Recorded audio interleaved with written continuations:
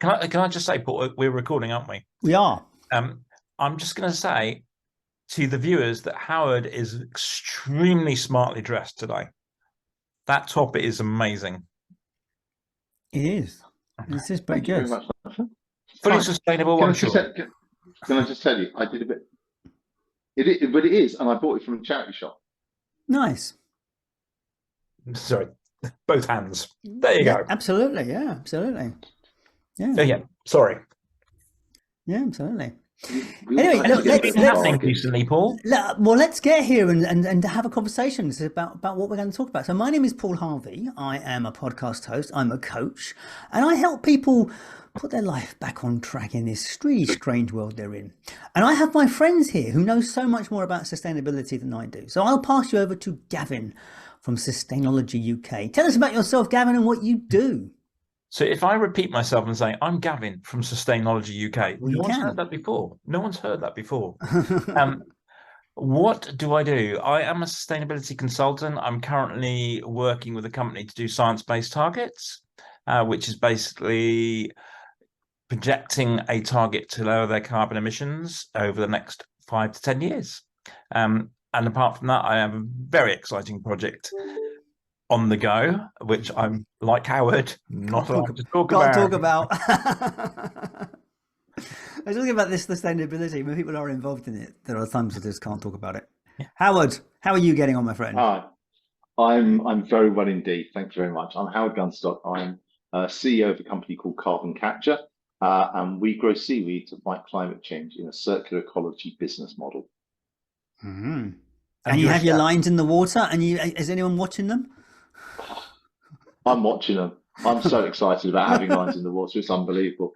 It's been a really interesting little trip, that in the sense of we've been hoping we get to a stage where we get lines in the water for the last 3 years, and now we've got lines in the water. We've got companies that sponsor us. We've got people that are supporting our cause. Becoming a really real thing. And apparently, I was quoted. Sorry, that's a lie. Actually, sorry. Apparently, I can actually disclose to you that we are an official nominee for the Earthshot Prize for this year. I can quote you on that. We are. It's amazing, isn't it? That's really exciting. I mean, that's obviously there's a journey in that one. So it'll be exciting to follow that journey forward. It will be. Can you just imagine? They put us on the shortcut list. Now, one of the funniest stories that that came out of this. Comes out of this is the fact that that's sponsored by Prince William and Sir David Attenborough. And when we first started as Carbon Capture, and I did my spoken word poetry to launch the company, God, that feels like a long time ago. But yeah, and you can find that on LinkedIn if you really want to search hard enough. Quite good. Someone recognized us, and someone recognized me out in the street, and my business partner Dave out in the street said, "Do you know who you need to speak to? You need to speak to David Attenborough." And they're like, yeah, we know that when we get big enough, etc. We went, no, let me give you his number. So I've had David Attenborough's phone number in my phone for 4 years, and I might meet him. That'd be cool. That'd be really cool. I'd love that. So look, the conversation today, we had to come and have a conversation about this because obviously there's been a thing going on out in an oil country for the last 2 weeks, COP28. And I don't know about you, I didn't have high expectations for COP28 because of various reasons. Did you guys have any expectations for it at all? No. None. I didn't have expectations per se. I just hoped that it wouldn't end up looking like a soap opera, and I was wrong. It did look like a soap opera. It's just a pathetic drama of nothing nonsense. Sorry, I think you're being a bit hard. The podcast. I think you're being a bit hard on it. I'm not sure he is, in fairness, Paul. Because COP is designed as a climate change conference, yet the largest section of delegates are from the fossil fuel industry. That in itself, as Howard's alluding to, contributes to a soap opera type atmosphere. However, let's not dwell on that. Well, hang on a minute. Let's So dwell on the- when can we did COP dwell on- start? When did it start, and what was the initial impetus behind it? COP started around about The original COP? 1960-ish, I think it was. Okay. That's a long time ago. There's been 20. I think it may be even a little bit later actually, because there's been 28, but there's been some spaces between some of them. Maybe it was 1980. Maybe it was 1980, the late 1970s, 80s, 28 years. I mean, I think it was George Mobier on Question Time last week, which was amazing because he got called in at the last moment. He was amazing. He was amazing, wasn't he? And he said there have been 28 COPs and only 2 of them have actually done anything. Well, 1992 and 2015. And it is fascinating that, you know, that he said that on the BBC and they didn't delete it. March 1995 was the first COP meeting in Berlin. But the interesting thing about your comment, Paul, was the reaction he got from the audience. Oh yeah, loved it. He loved it. Yes. The audience were, as Howard said, they were just ecstatic with every word he said. Yes. Yeah, absolutely. And I the COP situation, I'm wondering if we're asking too much of an industry that is so locked into. I mean, you know, you're asking people to give up the money they are making. Now, I appreciate it's burning the world down, but you're still asking people to give up the money they're making. And it's a bit like, you know, the thing about, can I just do it for a little while longer? Let's test that phrase. You said give up. Yeah. What the actual text they were looking for is phase out. So give up kind of implies it's instantaneous. Phase out is it's a gradual reduction over time. And if you look at those oil producing countries, or in particularly the ones in the Middle East, they are diversifying. They're exploring lots of other alternatives. So they will make the change in time. They just don't want a deadline on it. The thing I found interesting is on I think it was the 12th or maybe even the 13th, the BBC Science climate correspondent started his daily piece from Dubai, and basically he had a picture of the Dubai skyline, and they're not immune from climate change because Dubai basically has smog. Despite all the adverts you see for tourist destinations of Dubai, it's not as bad as Cairo, but it is bad. That's because of the flaring and the production of fossil fuels in the desert, I guess. Yeah, exhaust fumes. Yeah. Yeah. And they do drive around a lot in Dubai, and they drive around really big petrol engines a lot in Dubai. Not very many electric cars. I had heard something the other day which did make me laugh. That the big skyscrapers in Dubai, the massive skyscrapers, there is no sewage system to connect them to. So every day they have to be pumped out by hundreds of shit trucks that pump them out. They got tanks. Where does the waste go? Well, I guess it gets dumped in the desert somewhere. I don't know. I know that, but the whole idea that you have all this massive infrastructure, but you've got no service infrastructure, I did think was funny. That's interesting. Back to COP. Yes. Let's talk about the big conclusion, which was the final draft of the statement, which didn't include phase out or any reduction. However, as Howard said, that there's been 28 or 27 previous meetings, none of which included the phrase fossil fuels. This one has. And it says transition away, doesn't it? In that sense, it's a step forward. Yeah. If you stare at it in black and white. And there's also, I was looking at the agreement. I mean, I looked at the brief agreement. It's 21 pages. You can see why this stuff is hard to actually get your head around because there's so much of it. Well, there's so much of it. Go on, Paul, carry on. I'll save my piece. I had a look at the brief agreement of it, and one thing I did notice, or did come out for me, was that there is definite references to follow the science, which I hadn't seen before in the But COP you statement. tie that into the big soap opera, as Howard alluded to earlier, when the Sultan was being interviewed by Mary Robinson, and he said there's no science to indicate that fossil fuels is responsible. So if that's the leader of the COP, makes the whole thing a little bit challenging. Well, that was the leader of this COP, isn't it? Yes. Yes. Howard, you were going to say something. The issue with the COP and the reason why it can be such a soap opera is because you've got 180 countries and they all have to agree to the text.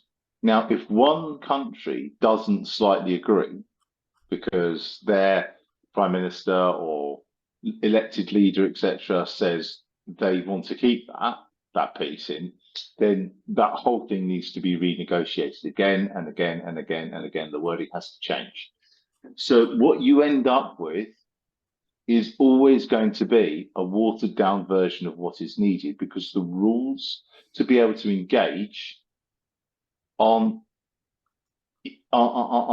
designed for the House to win, or for us to win. It's designed for the House to win, and who the House are in this case is the fossil fuel industry, because we don't actually have any serious plays or answers to solve it just yet.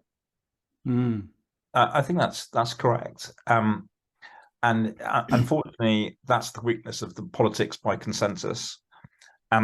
Interesting enough, to achieve that consensus, this is possibly a rumor, might be true. The chairman gavelled the final text before the Alliance of Small Islands was in the room. Wow. Right. And they were the ones that were pushing for They describe it as a death warrant from themselves.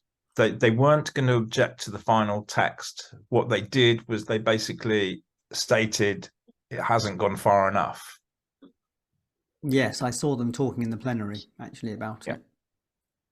And the science says we need to be, But coming back to what you said about those people that want to safeguard their income versus those people that are facing annihilation. Yes. And as Howard alludes, the odds are stacked in the favor of the oil producing countries. And money, of course. Yeah. Because you then have you have the whole developed and developing countries argument about the funds and who's paying for what. Sorry, Howard. The morality of all of this leaves those tiny nations perilously close to an edge of oblivion that is will be a reckoning. In a few years, it's not unthinkable that in a few years' time that the Seychelles, Mauritius, etc., they will just be a story like Atlantis. Although Atlantis wasn't true, but they will be phased out. We'll be able to see islands underwater with whole cities. Gone. So on that point, Howard, if you remember, I think it was either COP26 or COP27, and I'm going to mispronounce this country's name. The Prime Minister of Tuvalu. Okay. He did his speech standing in water. Yeah. So powerful. So powerful. I have an interesting point, or I think it's interesting. The American, absolutely, no, it's not about Villa. No, it's quite the colour background. Okay. The American representative, which was Kerry, I think. John Kerry. Yeah. He wanted stronger wording. Can you imagine what's going to happen, not next year, but in 2025, if Trump wins the White House? That American representation for stronger wording is not going to be there. It's a very frightening thought. And actually that whole part of American politics having an overarching influence over these sorts of discussions is really powerful. What I think, let's talk about what talks about hope, right? So, although the argument is that that China burns more fossil fuels than any other country, their transition to clean energy is frighteningly fast. For all their fossil fuel burning, their transition to solar power is incredible. There are solar power cities in China. There are actual buildings, literal buildings that people live in, work in, etc., which are just solar panels, etc., with windows. So it can be done. So that's the first thing. The second thing is about resource. Right? Once we get to a point where we start to understand that resources are scarce, right, where we become, although we talk about it as a narrative, when we start to actually admit it to ourselves, which is going to be soon, those sorts of decisions will have much more impact. They'll have much more weight to it. How do we, that whole mentality that we had in from the Second World War about how do we make resources go further? We have to make stretch things.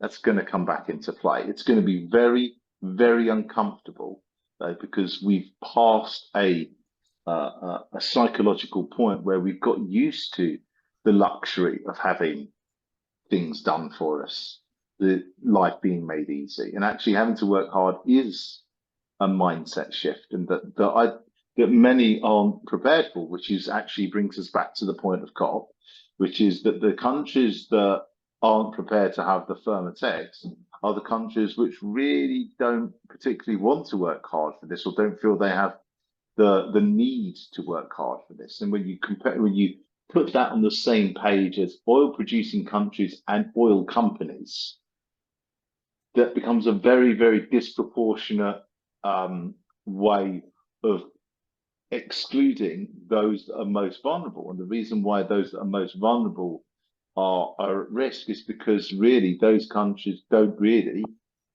care for the welfare of the people of those countries. They'd care for them if they were going on holiday there a little tiny bit, maybe for a couple of weeks. But what you're talking about is it's extinction of those countries.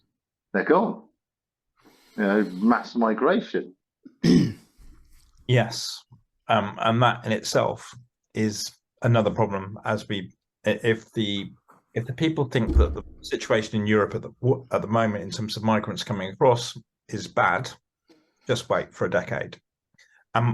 One thing that's interesting, and one thing that is positive that came out of COP, is the developed countries have now dropped their objection to a fund that helps the developing countries compensate.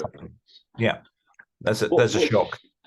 What's really fascinated me about politics at the moment, just in general, is we've become more and more reliant upon money solving the problem, or solving a problem.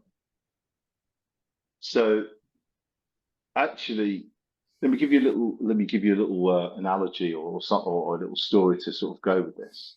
What would you prefer, generally, right? Would you prefer someone who's really competent to look after something and manage a group, or would you prefer all the money in the world that could potentially solve it with a load of incompetent people running it? It's a good question, isn't it? Because one thought might be, well, the money they'll get their confidence as they go. No. Well, we look at it from a politics perspective, and sorry to drag the British politics into it. It's not anything to do particular with but it's relevant. How much money has the Conservatives thrown at everything? Right, HS2, COVID, NHS. We're going to give you more billions of this, more. Yet the competency to do it is greatly lacking. I remember speaking with the CEO of Sage a few years ago, who used to work in government, and he was talking about it's the NHS itself is not unsavable. It's the way that it's set up. It's not set up to succeed, and its structures aren't right. So you would need to literally, literally need to review that. But then you've got you're going to knock some of it down and start again. But then you've got embedded culture. And if the culture is used to behaving in a non-beneficial way, then what you end up with is something that doesn't function. And I'm sure we've all worked in companies where people haven't worked for the benefit of the company, who've worked for the benefit of themselves or for their own self-interest. And when you come to these sorts of organisations, great that you've got these small country funds. Who's the most competent people to run it? Who are going to be able to make sure that there isn't, a 60% admin tax on the money, which is what typically happens, right? You give money to developing countries, and their corrupt governments take a tax, and it's rife in the conservation industry. Rife. So that's to do with the quality of your leadership, the quality of the people that are running it. Because I'd equate it back into simple terms, right? As a former HR manager, leader, etc., I would take jobs on the quality of the manager. If the manager was poor, you'd need to pay me more, because I wouldn't enjoy the work. It wouldn't get done quickly, right? And the manager wasn't able to sort of program around what was going on, or the director wouldn't be able to program what was going on. But other times, I'd work for a brilliant manager. You didn't have to pay me nearly as much because I love going to work. It's the same. If you've got poor structures governing, you're going to get poor quality governance out. Which is exactly what COP is. It's a poor structure. Which boils down to the fact that actually the only real change that's going to happen is when humanity, people, start to take ownership for what's going on. And that in itself is what's the word? Not when you've got help. I'm thinking of a word. When you've got people working together and you disaggregation. Yeah, it's like that. But it's you basically, your governance is done at a local level. Decentralization. Decentralization is the word I was looking for. Thank you. So we need to be able to decentralize decision making on that. Okay, we could spiral down into like a real, this is all shit stuff. There must be something. I mean, and that's easy to do because there's a lot to be miserable about. But what could I would like to think there will be some benefits coming out of this.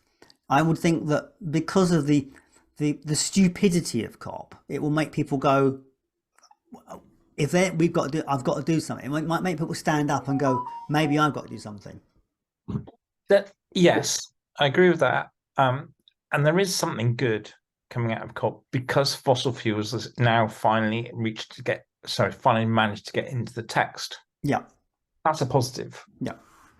The compensation fund has been agreed. That's a positive.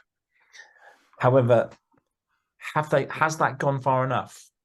The jury's out. I'm inclined to say it can go much further, but there are positives from this that you can build upon. But let's just focus, like Howard said, on politics for 1 second, Paul. Mm-hmm. We had the Rwanda vote in the UK in the middle of COP.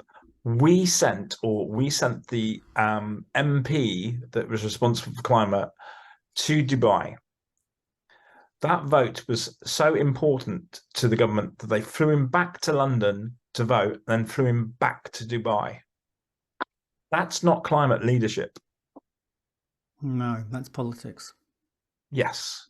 And this is the crux of it. When you've got a government that doesn't believe in climate change, only for pure lip service, and you've got, and it's not just one government. I mean, ours is prevalent because we're English and we live in the UK, etc.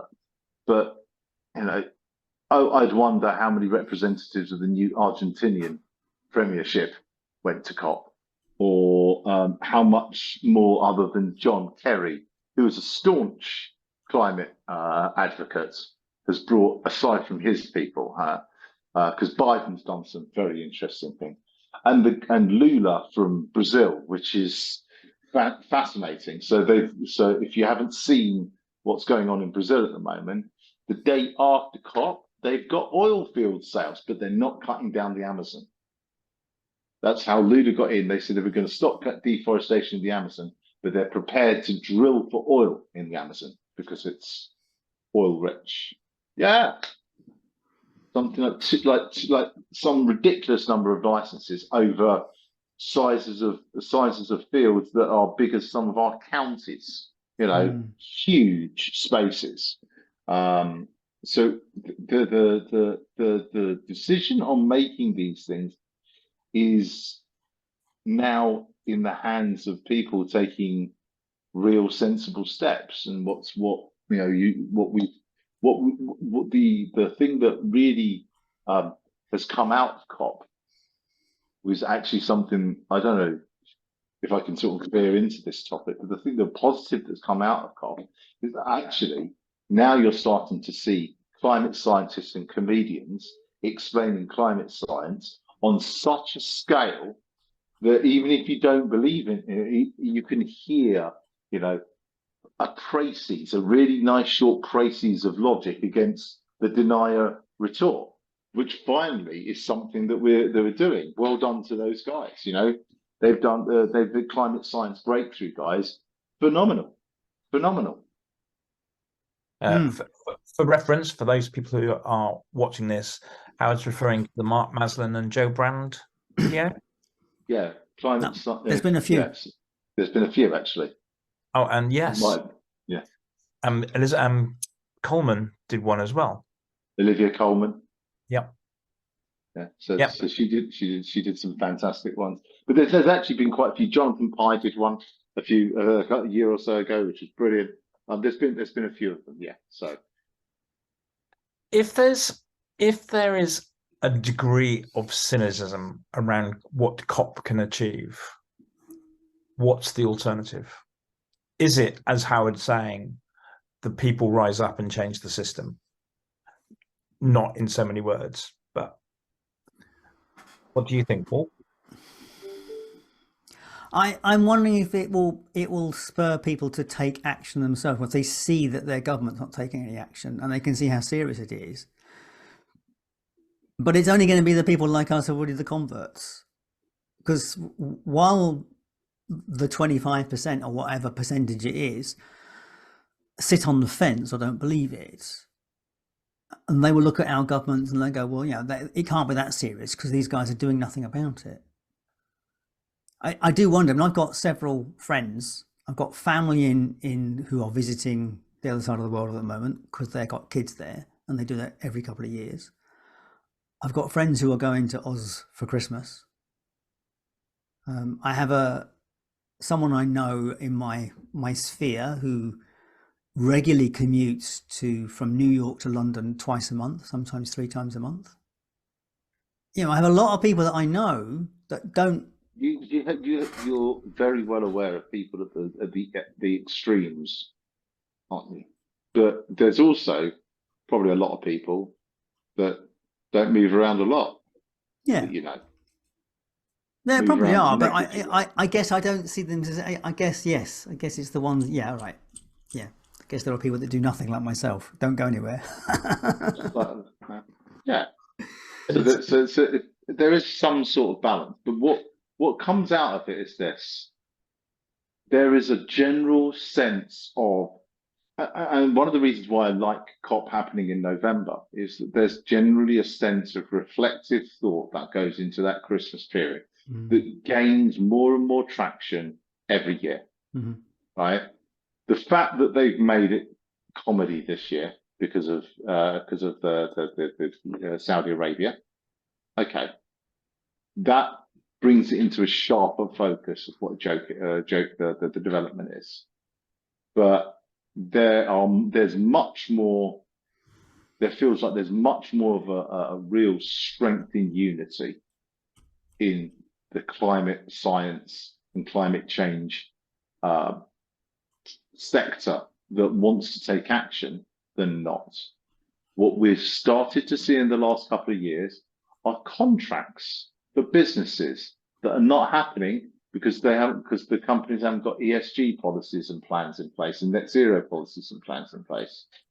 Let's be honest. If we went back to COP in 2010 and we said, okay, contracts won't be won because there's no climate, the companies are not doing anything to slow down climate change, they don't have a net zero plan, they'd say that would be a huge success. It's interesting to mention that, Howard, because the company that I'm doing the science-based targets for is doing. You're not allowed to name. Well, I'm not allowed to name. Is doing them because they are a supplier to a company that's a supplier to the NHS, and the NHS said, no, you've got to cut your emissions by this, by then. And so they basically said, turn around to your supply chains and make them do it as well. So there are actions taking place. And Paul, coming back to your point, when Trump got in 2016, I'm missing a period, there were still companies in the States doing exactly what Howard said in terms of the ESG and pursuing the climate agenda because they knew it was the right thing to do. And Trump had pulled out of Paris by that stage.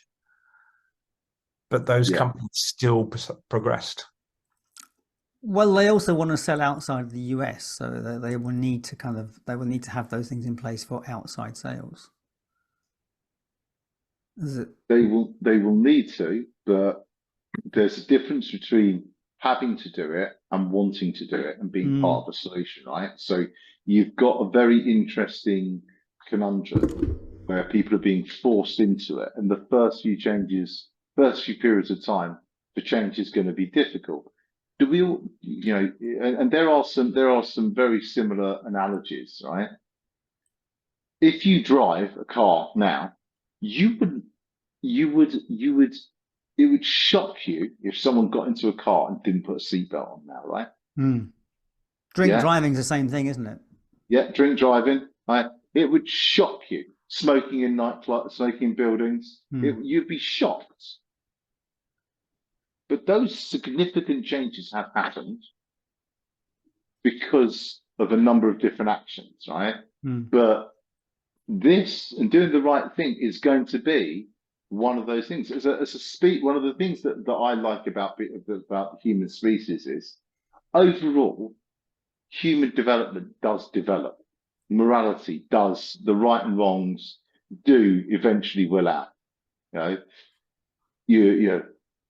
We go back to the base. We go back to the key ones of slavery, of women's votes, LGBTQ, etc. All these sorts of moral and ethical understandings of who we are as a species eventually does will out, and the climate will eventually will out.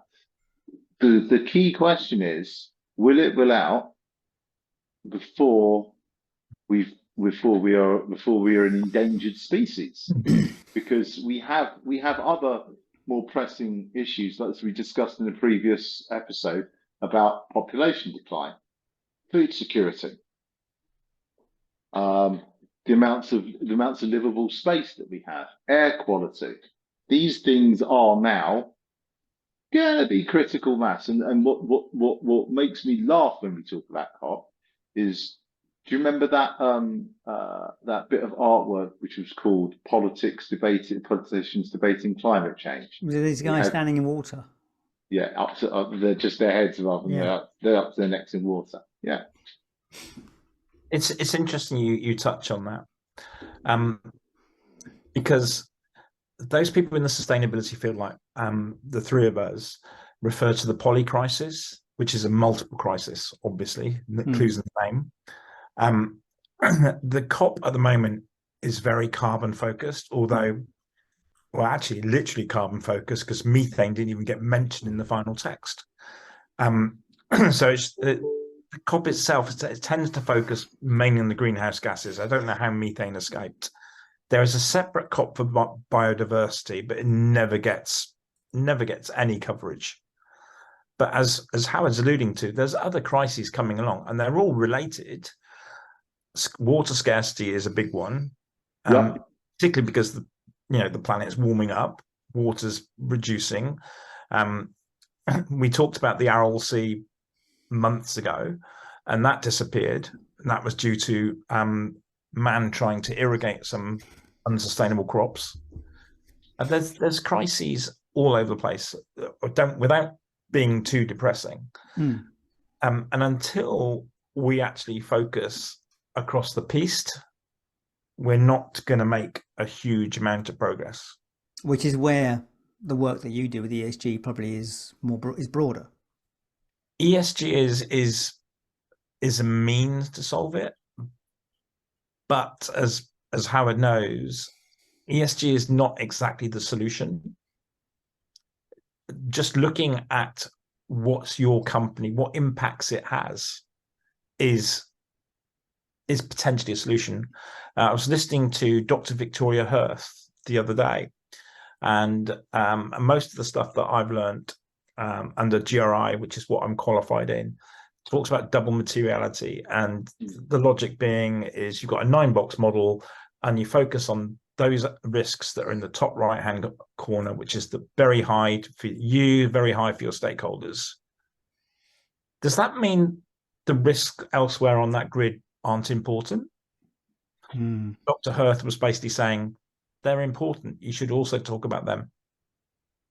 It's become a little bit of a firefighting issue, isn't it? So that 9-box grid is to build on that point. Is a model. Is not a dissimilar model to how big businesses look at talent in their organisation. And then the top right and the bottom left. Top right is where the talent exists and where we put all our development. But in the middle, there's the broadest part of your population, the people who do the most of the operational work, that don't get anything.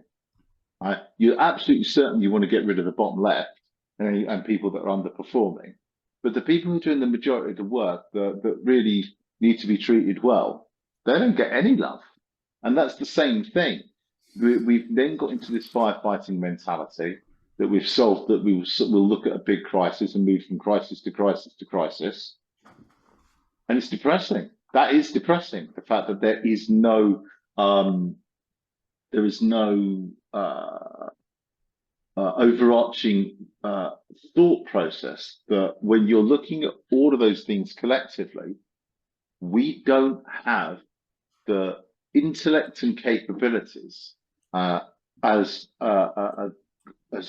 broadly speaking, to be able to address those interlinking issues. Because, just going back to that point about methane not being mentioned in the COP tracks, methane's talked about all the time.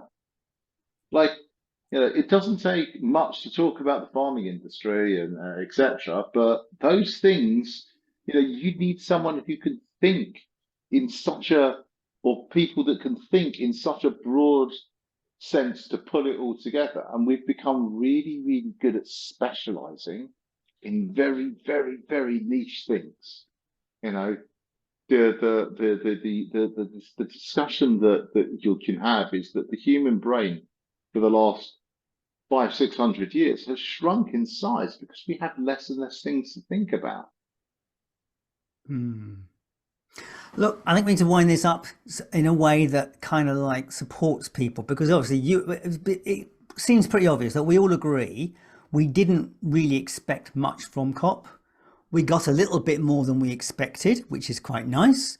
But in the overall scheme of things, it's business as usual. That's kind of my sense of it. Yeah, there was a lovely little meme that came out about a man who's an alcoholic. And he says that he's intending to transition away from alcohol by 2050. And the damages that he's doing to himself between now and then is already done. It's irreversible. But what we're talking about now is actions that we can take, and the actions that we can take is right now, making sure that we focus in on sustainable products, sustainable things that we can do. I've my partner has started to go sustainable toilet roll, sustainable hand soaps, toothpastes, etc. And these products and services really work. By the way, we found them using our little search model that we were testing out a couple of months ago. You know, when we go through that those good idea products, we found a load of them, so we went through them and started to buy some of those to really invest in those.